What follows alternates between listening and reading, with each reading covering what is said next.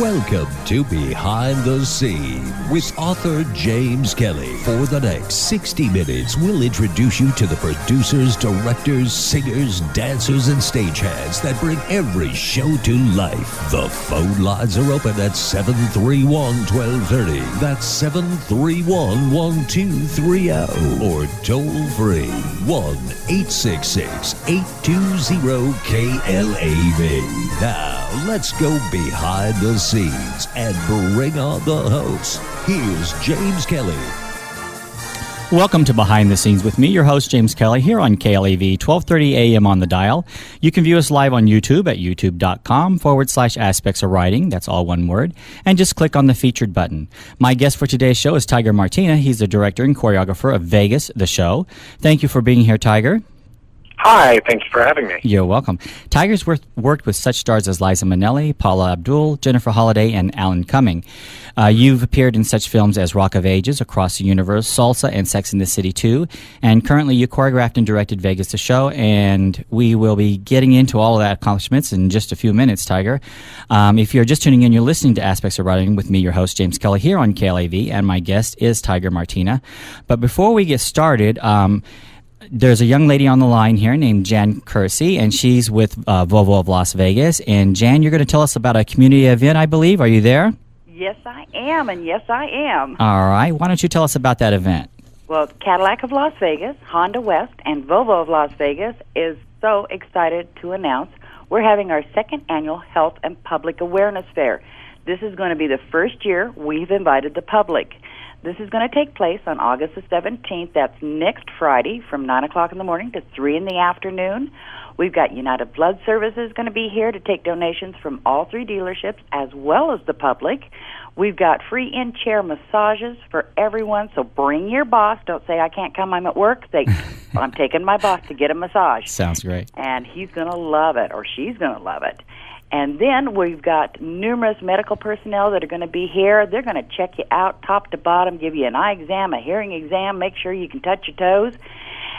We've got Camp Cartwheel, which is one of our top charities that we're working for this year.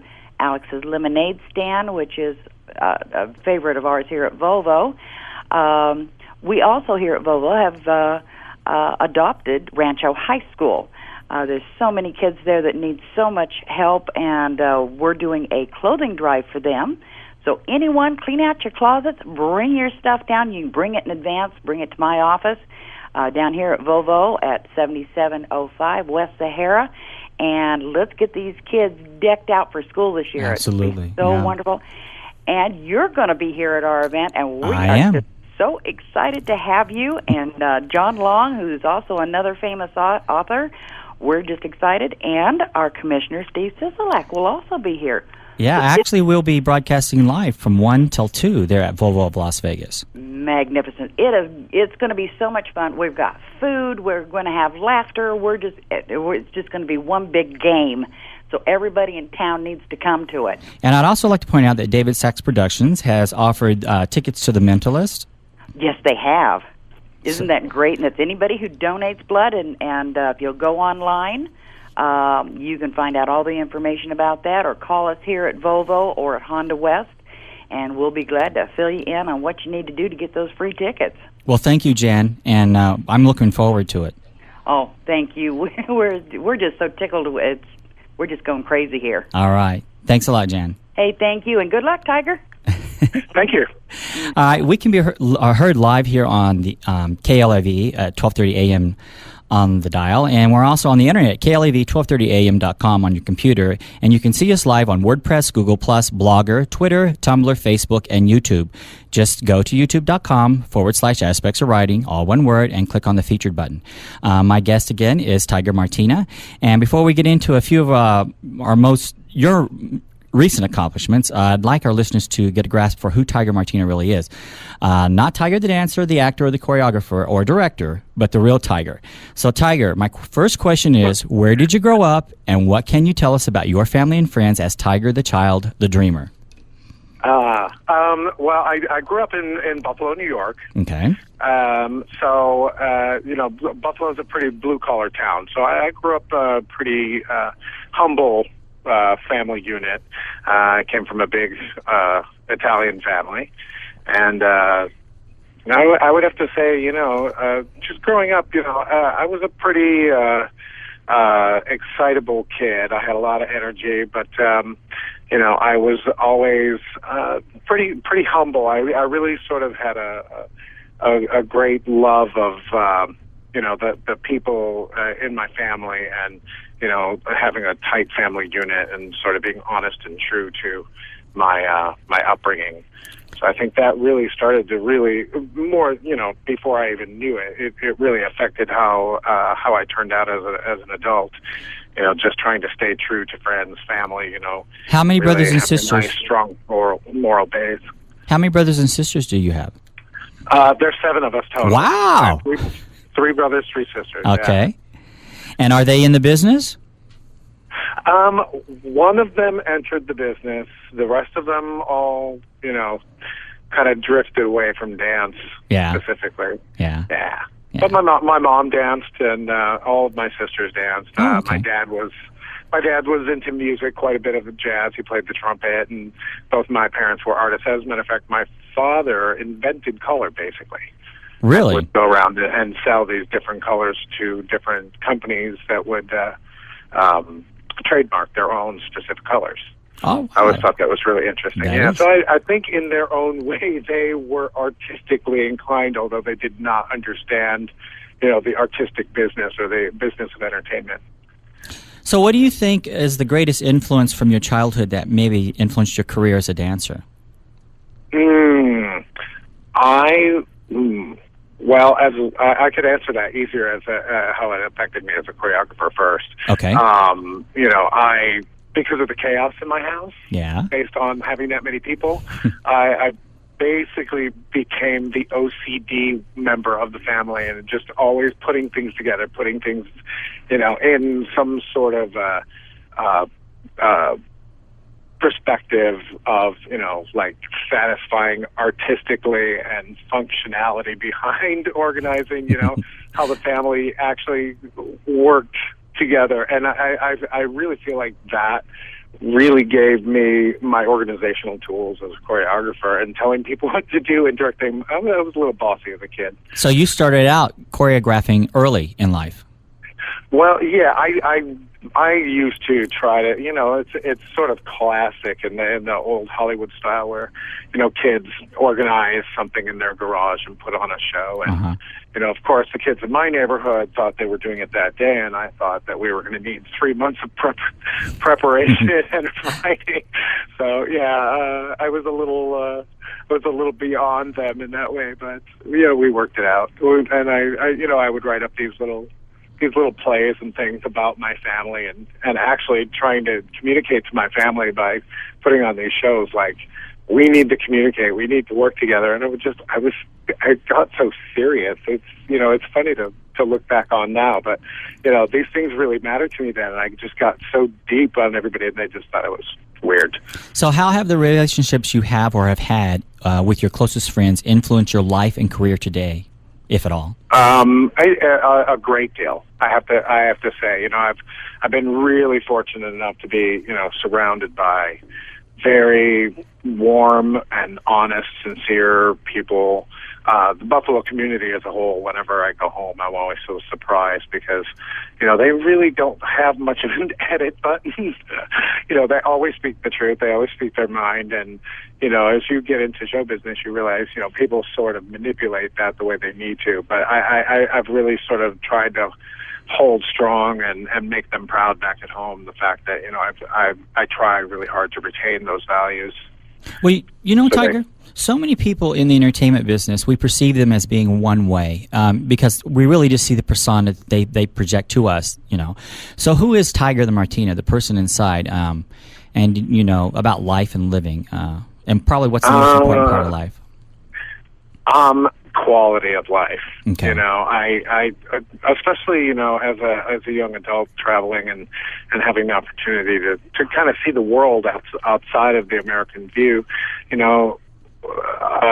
was really sort of clear to me that, the quality of one's life is really important. And that's difficult to to uphold in my world, certainly, but I imagine for anybody, you know, we get caught up in the details of life and making things happen, and what does this one have that I don't have, you know, and so many times it's so much simpler, and I'm always looking for ways to, you know, remember to spend time with my friends, remember to spend time with my family, and it's very difficult for me. Yeah. I travel around quite a bit, so, you know, I really feel like, you know, quality of life is what I'm always striving to achieve. And I'm sure when you're putting on a production, you know, you're probably busy almost 24 hours a day. So, yeah. You know, finding a life is probably the hardest part. It has been an issue, yeah. You know, my friends and family, especially since I don't live at home with my actual family, my constituents, the people who work for me and with me, they become my family. Okay. And you know, I've been really lucky. You know, I've stayed. You know, I'm grateful to Facebook because it's really been able to keep me in connection with. I have families in Vegas and New York City and LA, where I've lived before, and you know, I really have to say, you know, my friends have really participated in my life and stayed attached, even though there's a little bit of distance, and even if a year goes by, these people are still in my life, and you know, that really makes me feel like that I'm in honest and clear relationships with the people that I work with, and that makes the whole process worth it. Yeah. Much easier, yeah. I'm going to ask you a question here, which is going to seem strange, but do you worry about how others may say or perceive you as a dancer, you know, like the critics? And do dancers really face the same criticism as an actor or a singer, let's say? Yeah, I would be lying if I didn't say that was important to me. It's crucial, you know. Not only, you know, I think as human beings, we all look for validation and approval from people, you know. And as an artist, you hope that people will understand you. I wouldn't say that I fall apart if somebody doesn't understand what I'm doing, because I like to take chances. But yeah, it matters to me. What matters to me more is that I'm hoping that even if it's something I don't want to hear, mm-hmm. you know, that there's something constructive in it, because otherwise, you know, we don't learn and grow as much as we can in this world. So, you know, I pray that that people are kind in their delivery. You know, we're all affected by each other. Right. But you know, finding out truth and accepting things that you can hear from your peers and your friends and your public, it's essential. And you know, so I absolutely do think that for me it matters. Mm-hmm. Yeah, I know as an author too, it's the same way when someone critiques your work. You know, some people are very offended and want to argue it, and I just let people talk. I figure, you know, first of all, sometimes it's very good, the information I get back, and I do, you know, take that information and I analyze it and see if I can make things better. One of the things I wanted to ask you, though, is as a dancer, you're probably going to be critiqued more than when you're a choreographer, or is that not true? I feel like I face more criticism as a choreographer, and then certainly more Wow. even as a director. You know, you're putting more on the line. You're, you know, as a dancer, you know, people, you have a smaller base of people who generally care to criticize. You know, they may think you're this kind of dancer or that kind of dancer, but they're not the ones hiring. Right. And, you know, if you're working, and you must be doing something right. Right. As a director, you're putting more on the line than as a writer. You know, you're making a statement. You can change the statement, but whoever's heard it's already too late. You know, you're definitely making yourself a little bit more out loud, I guess. Yeah, you know, it makes sense, because I have a friend who, Don Lewis Barnhart, who has a show on this station, as a matter of fact. Don directed, you know, several episodes. Well, he directed like 400 episodes for television.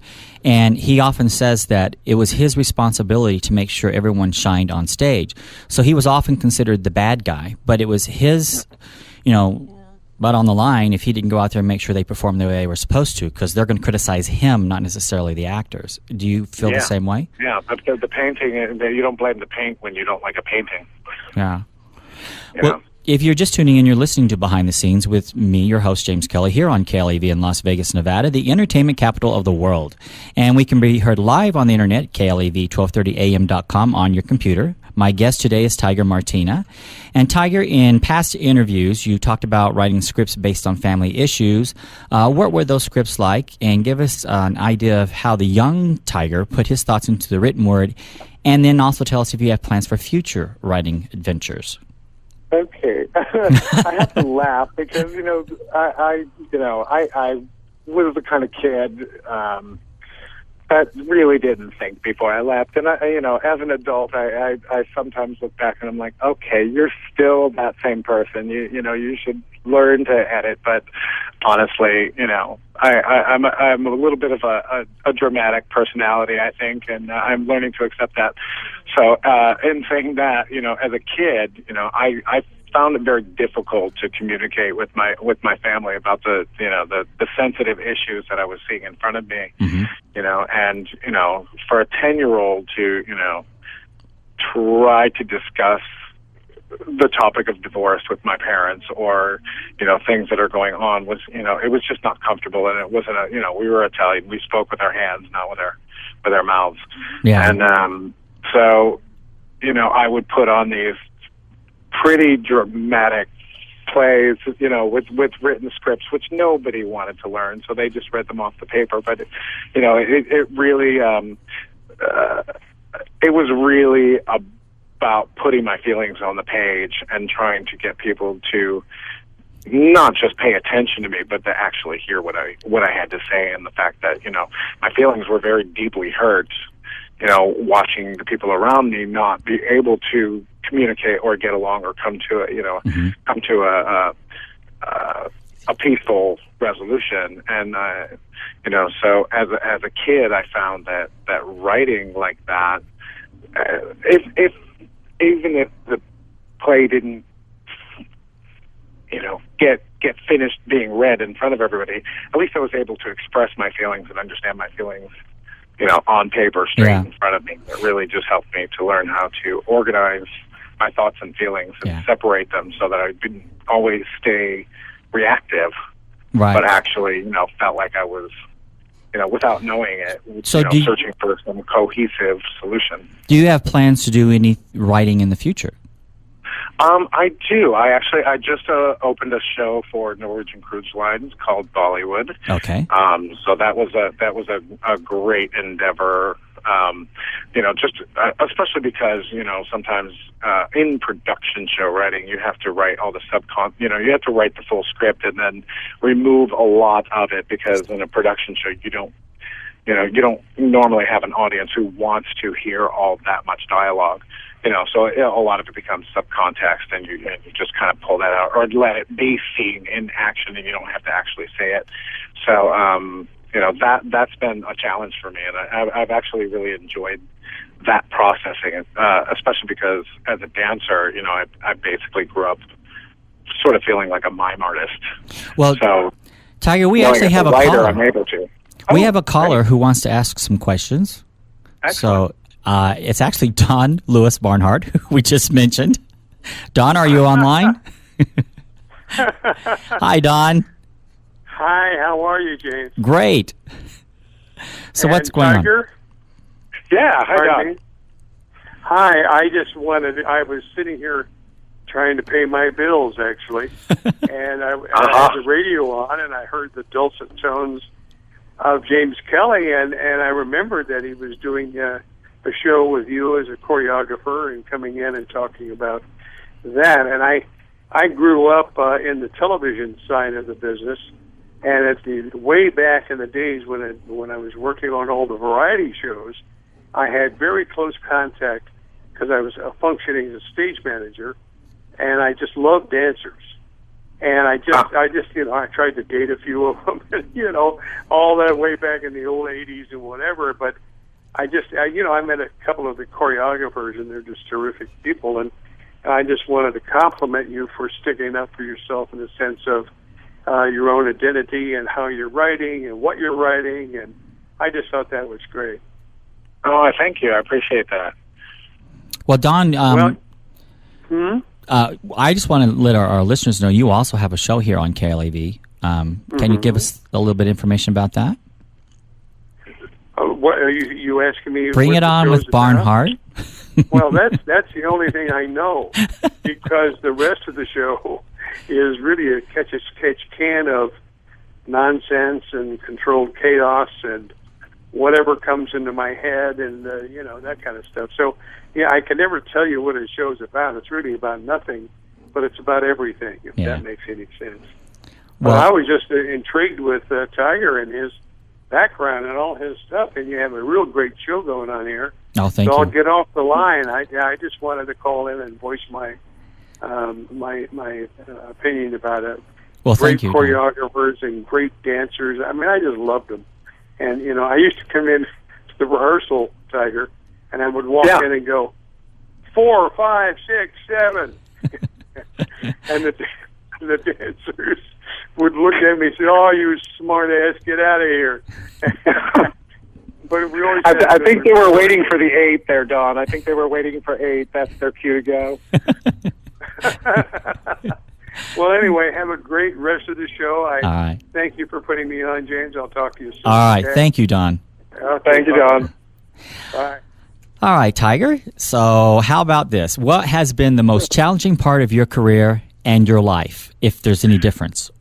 Ooh, that I have to say, the first thing that pops into my head is managing relationships and dealing with travel and missing my family, not always being able to, I feel like as a human being, I like to try to be a very true friend, somebody who can be there for my friends. And recently, especially, it's really hard for me to be there enough for my friends or call them enough or let them know that I'm, that I am thinking about them. But, 16-hour days don't leave much time for me to always get to them. So, I find myself always apologizing. One of these days I just want to if I can be so fortunate to, make enough money to just throw the biggest party in the middle of the USA and invite all my friends and get them there somehow, I would love it.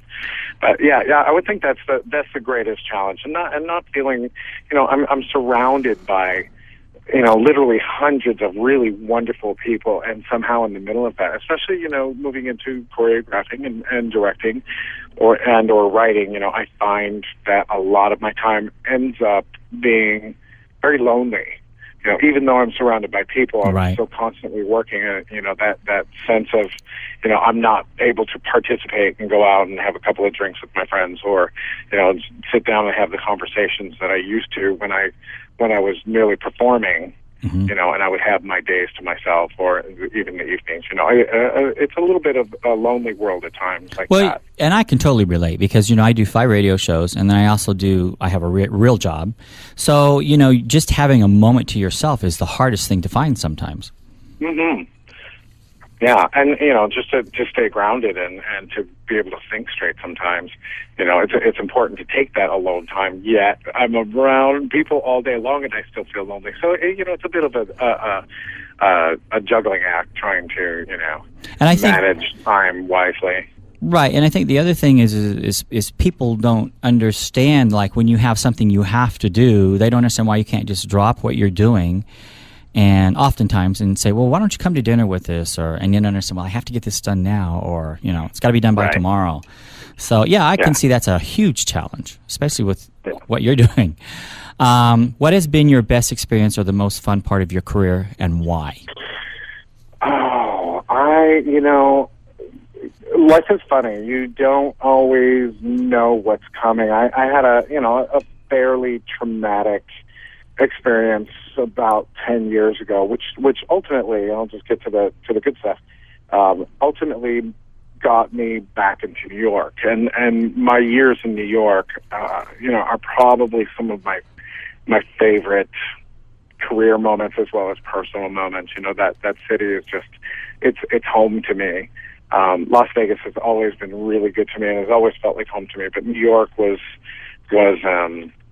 sort of an eye-opening experience because I really learned so much about myself personally, what I had to do to try to survive there and to on a daily basis. It's not always the easiest place to live. And, it was, being on Broadway, feeling like, I've sort of been rewarded. And at that time in my life, I was in my late 30s, so it's not a usual occurrence for somebody at that point in their career to start all over and then hit Broadway first thing. So, that was a wonderful, wonderful, rewarding time in my life. And as I said, personally, it was just like a great deal of personal victories. So I would say moving out and then moving directly into touring with Liza Minnelli was a pretty huge time in my life. Yeah. So your career really started in New York. Yeah, well, the truth be told, I intended to move there right out of high school, and I basically made it to my first class and never ended up staying the night because they offered me a job in Atlantic City. So it was a bit of I don't even have time to think about this. I'm just going to go, and it was a leap of faith, and it led me on this terrific journey of like, okay, the universe is calling, and I'm just going to trust it because it always has done well for me. So, back to your statement. Yeah, I moved to New York out of high school. I lasted a couple of hours until I moved to Atlantic City for a job, and that basically moved me out west. I have a question for you. I'm just going to throw this in there. I know with ballet dancers, particularly women in ballet, their career starts to fade in the 30s. And you had mentioned that your career started taking off in the 30s. Do you feel that dance is different by different genres of dance? And also, is it different for men as opposed to women? I think it's certainly true that it's a little easier for men. There's less of us, number one. Also, physically, depending on how you take care of yourself, there's a little bit more endurance, as well as, you aren't required to stay young and beautiful and 21, right? Quite as much. I think that I've really sort of been lucky because I'm a believer in a good, solid foundation of training, and I had a couple of really great, incredible teachers in Buffalo at the David D. Murray Dance Studio, and so I feel like a lot of the structure and the physical training that I had as a young kid really sort of helped me have some endurance in my career, for sure. So do you train every day? I do now, yeah. It didn't seem so necessary when I was younger, but now I get up at 8 o'clock every day. I do a warm-up, and, number one, it makes me feel alive and brings me into the day, but it really just, there's a saying by a famous dancer and choreographer, Luigi, who just never stop moving. Yeah. And I think that's literally true. The minute you stop moving, or, even my dad, like I see him, and he's 84 now. He just turned 84 last week. He still gets up in the morning and makes sure he can, touch his toe. I had to laugh earlier when, was it Jen? Was speaking about the Volvo event. Oh yeah. And she was like, "Well, make sure that you can touch your toes." It's actually important. You should be able to touch your toes. So I think just being a little physical every day is really helpful. And at this point in my life, I certainly feel better and am lasting longer because of that. So what do you think is probably you would consider the best part of your life, and not counting your career? The best part of my life.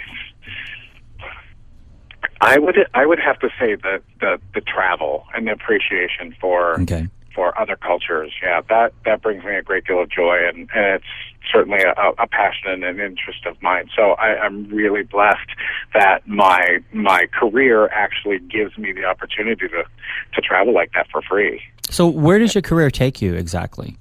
Because I know you have the show here in Vegas, and then you have the show you created for the cruise line. Right. So currently with Norwegian Cruise Line, I have 3 full-scale production shows running. Okay. Great. One of them running out in the Mediterranean. One of them trades off from the Caribbean to Alaska, which I had never been to till this year. And then the other one goes Bermuda to Boston, and they change their itinerary. So I'm constantly in other places. Plus, I try to get to London once a year on my own. Mm-hmm. And then the other way that I get to travel a lot is master classes. Certainly, I have I've made so many friends over the years who have moved out of their careers and opened up studios or held big national conventions and that sort. And so I travel everywhere from Toronto to a lot of time in Florida, California, Italy. So it's kind of everywhere around me. I turned down an opportunity to go to Moscow, and I'm hoping that turns back around. I think it's more of the right time for me to explore that option now than when it popped up. But it's always there. If I really sat down with a calendar and a globe, I think I could probably have a pretty good time. Mm-hmm. Well, I'm going to take this time to say you are listening to Behind the Scenes with your host, James Kelly, here on KLAV in Las Vegas, Nevada, and we can be heard live on the internet at KLAV1230am.com on your computer. My guest is Tiger Martina, and I would like to point out that when Jan was on the line earlier about the community event, we forgot to give the phone line and the number, and the event you can go to. Dealership number is 1-800-382-6163, or locally at 702-257-5000. And you can go to www.volvo of Las Vegas, that's VOLVOOFLASVEGAS.com, and learn more about that event. And Tiger, I'm just curious on the metamorphosis of your career, because it's interesting how you were a dancer, and it's not unusual probably to go into choreography, but then you started directing, and then you went into acting. How did all that come about? I think probably most scientifically, it's like a universal spin on a big giant wheel. There's no real plan in place. I sort of just follow my heart. Just let it happen. Dancing. I'm sorry? I said just let it happen. Yeah. I kind of just feel like there's, somehow, even as a kid, I was like, okay, there's some sort of plan in store here, and I don't know what it is. But I always felt like I had a sense of purpose that I was supposed to at least be serious enough about that I was going to stay focused. So, I've just kind of rolled with the punches, and I even looking back at some of the things that I've been, sort of blessed with, it seems, still surprising to me. I didn't plan to do any acting. I really, I didn't have much of a goal other than just to be able to dance. That was my passion as a kid, and my main means of communicating. Mm-hmm. I think that the opportunities that just fell into my lap, have just really sort of never cohesively seemed like they belong together. But ultimately, it's been an incredible journey. Well, in the early stages of your career, you mentioned you worked in Atlantic City, and you worked with actress Betsy Hogg in the show Outrageous, and from there you came out west. What brought you in this direction? Because you were in Atlantic City, and how did that... Actually, I kind of left a little piece of information out there, but it's basically all under the same umbrella. After the show in Atlantic City, there was a show that was auditioning in my hometown. So I auditioned for them, and that ended up being Greg Thompson Productions, who they've had some shows here in Las Vegas as well. And immediately, that was just a summer gig, a 3-month gig, and they immediately started taking that show to Reno. So I actually accepted their offer to go out to Reno, and then from there, directly after that show, I would say within like a week, I got a call from Betsy saying, how do you feel about Las Vegas? We're putting the show up down there. So I immediately moved to Las Vegas. And in the meantime, I had met in Reno a great deal of people from LA. They introduced me to Paula Abdul. They introduced me, this was before she really was getting big. Uh-huh. So all these things, every time that I would take a turn, I was already meeting the people who would be, sort of important in my life on the next step. So it just seemed like, everything just always, looking back on it, it was like, how lucky am I that, my life continues to sort of layer itself, and just, certainly building any relationships along the way on that journey will, should always pay off. But it just seems really just connected. So I've just learned to kind of trust the wind. So how is that experience with, because you mentioned Paula Abdul hadn't really taken off yet, how is that experience for you that you actually, you worked with people and you've seen them grow as you've grown? What is that like? I think it's amazing. I think it's beautiful. I think it's, certainly for me, it changes my perspective when I don't work with certain personalities and celebrities, and you see the way people talk about them, or how their reputation is, and just realizing that just like regular people, we're all moving, growing organisms.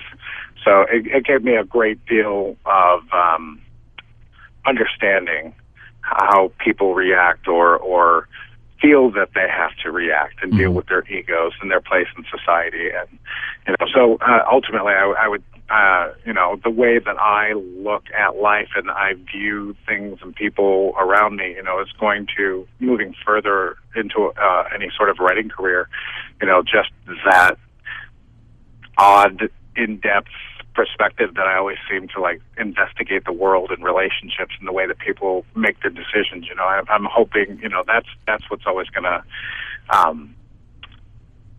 basically precede, any project that I take on. Well, I have a question for you. It's kind of an odd question, but when it comes to people who sometimes we perceive people in the media as being divas, do you think that that's something that's kind of created because of their popularity, or how does that manifest itself?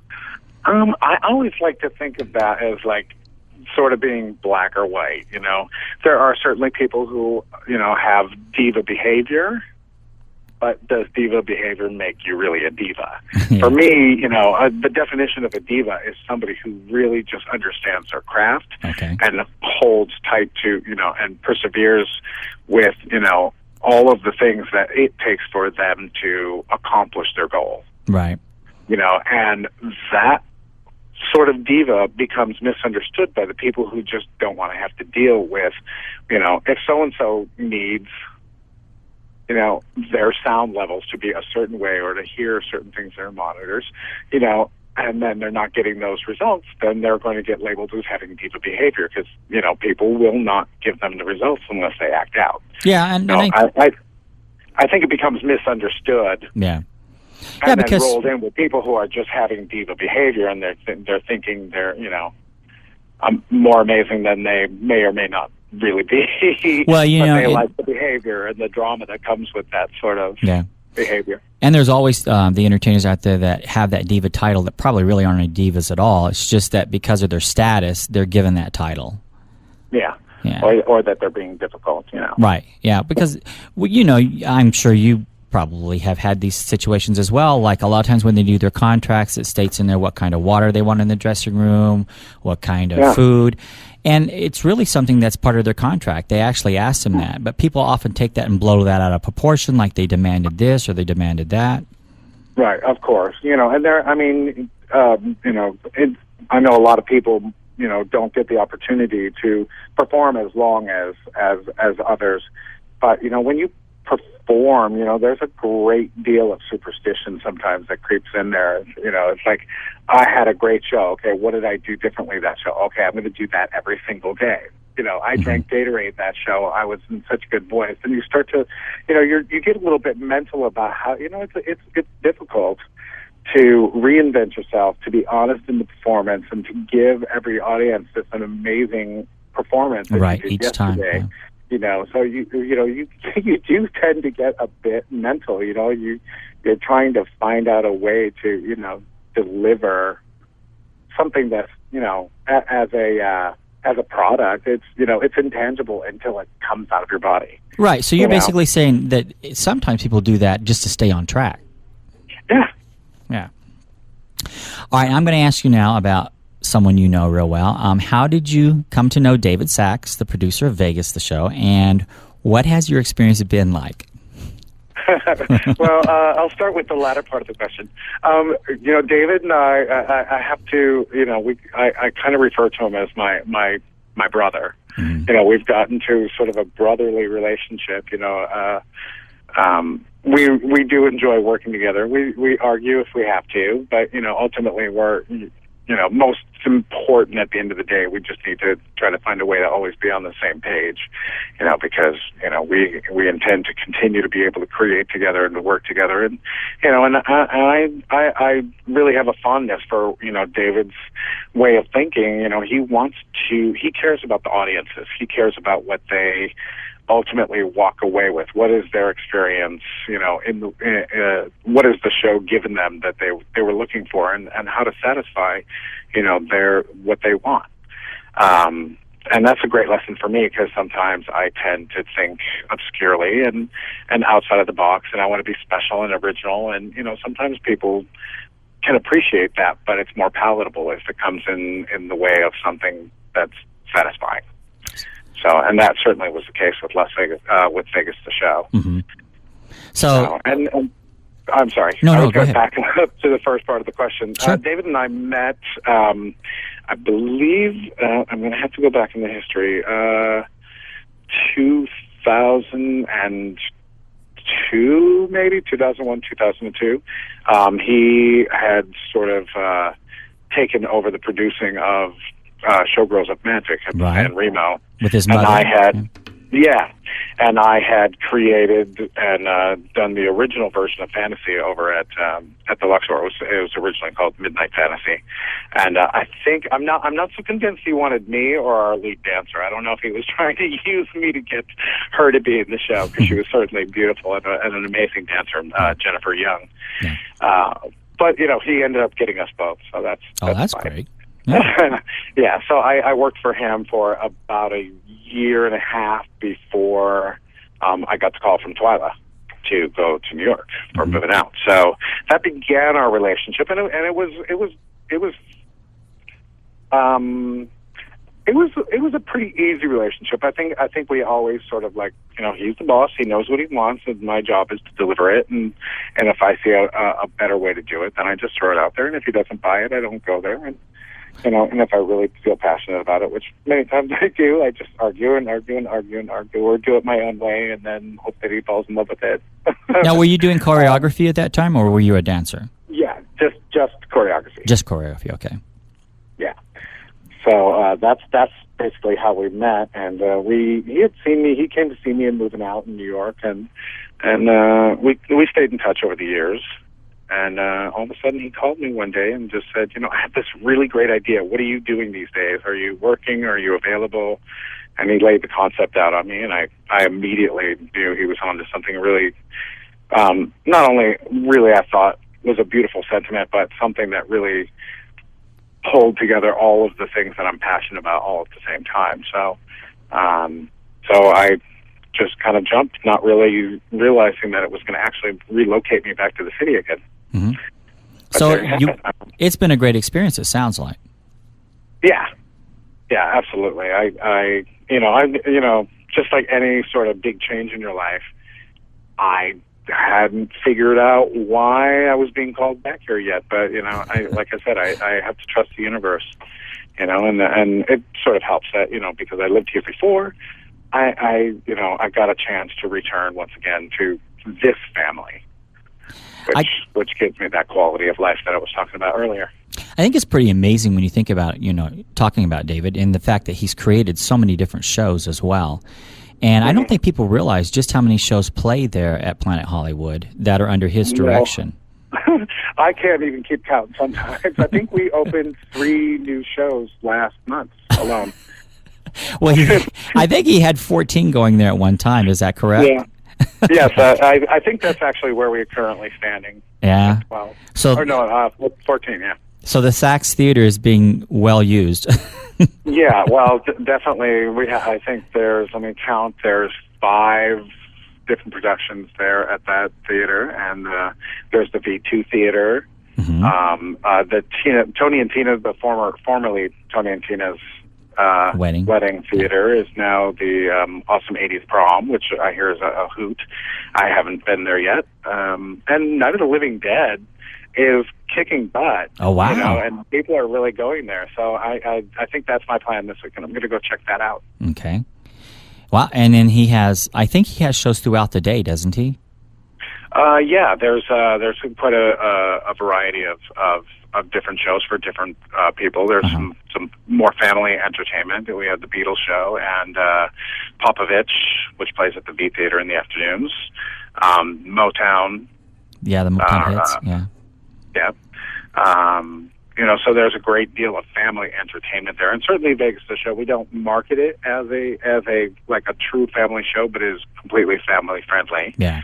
You know, I just had a very good friend of mine, actually from Buffalo, that I grew up with. Okay. And she brought her 2 daughters yesterday and her mom. And Mom was like, I was here. I saw all those hotels. I loved it. And I cried. And the kids were like, I don't know who all these people are, but I can't wait to get on YouTube and check them out and see who they are. And of course, they were talking about Sammy, Frank, and Dean and Elvis. I was like, oh, no, they don't even know who they are. I mean, but in that, you know, I told David that this morning when people who don't know these personalities, who we just take for granted that they would know, of course, these are our legends, you know, but what's great about the show, or for me at least, satisfying as a creator, is knowing that even if they don't know these people, the show is making them interested enough in them to, like, check it out.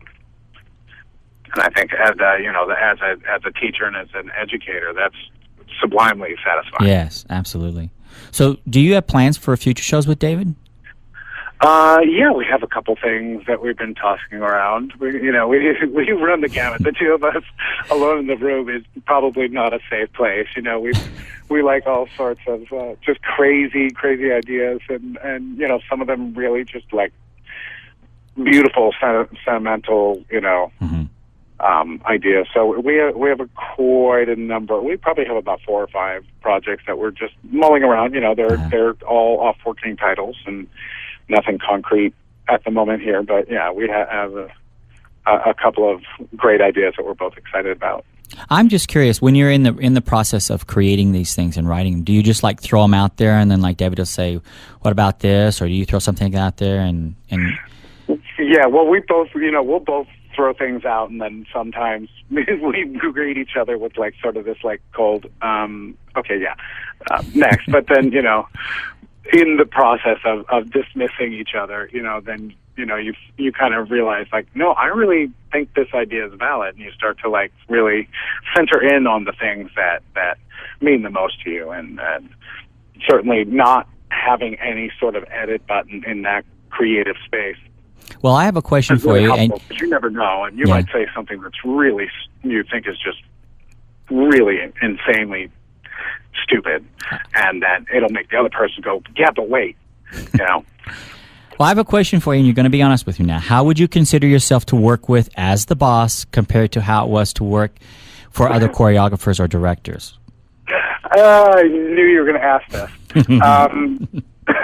Yeah, I think I'm a completely different person to work for. I love to have fun no matter what I'm doing. That's like absolutely essential. You know, if you're going to bring me down on a daily basis, then one of the two of us is going to have to go. But at the boss, I'm certainly more demanding. I'm certainly, you know, I'm a bit of a nag and a perfectionist, and, you know, the details matter to me. But if it's a good day, you know, if everybody's not smiling and laughing and just like working their butts off because they just love being in the room, that's my goal. Okay. You know, I want to protect my performers. I want them to love the show as much as I do. You know, because number one, they need to know that, you know, I haven't moved off the stage so much that I don't understand their experience. Right. And I need them to love the show because it's hard. You know, it is physically hard. I never make any bones about it. I don't do things the easy way.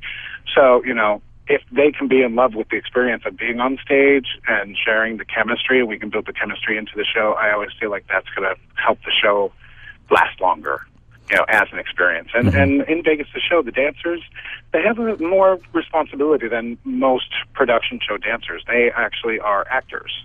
And I make them choose names and know who each other are and where they came from, just so that the audience, when they're watching the show, they should be watching themselves. This is how you would have felt and acted watching these stars, perform on the strip. So they basically play society. And their chemistry and their energy is absolutely essential to the production. So where do you see yourself? Yeah, where do you see yourself in the next 10 years with your career? I would love to still be, kind of bringing high-end production to Las Vegas, but I certainly would love to be back in New York on Broadway, exploring the writing aspect of my career a little bit more. And I think what's been interesting about going away to New York for 10 years and then now being here, when you can crossbreed the things that you see and, what I can bring to the table now 10 years after being in New York is totally different than what I had to offer here in Las Vegas back then. So I do love taking advantage of the fact that the universe seems to move me around. I get to take those experiences and then pass them on to, the next. Well, what's great about Las Vegas, too, is that you really do have a lot of Broadway shows that are brought to Las Vegas. So they do definitely interact. Yeah, absolutely. And it's becoming much more of a, it's great that Las Vegas has, sort of taken a leap back into, the responsibility of like true entertainment capital of the world, and right now, because between the Broadway shows and some of the better high-end production shows that we have here in Vegas and Cirque, there's artistic integrity. I feel like people sort of, people who don't come here very often and they just hear about Vegas, I think that they doubt the artistic integrity. And one last question for you. What would you like people to remember you by? At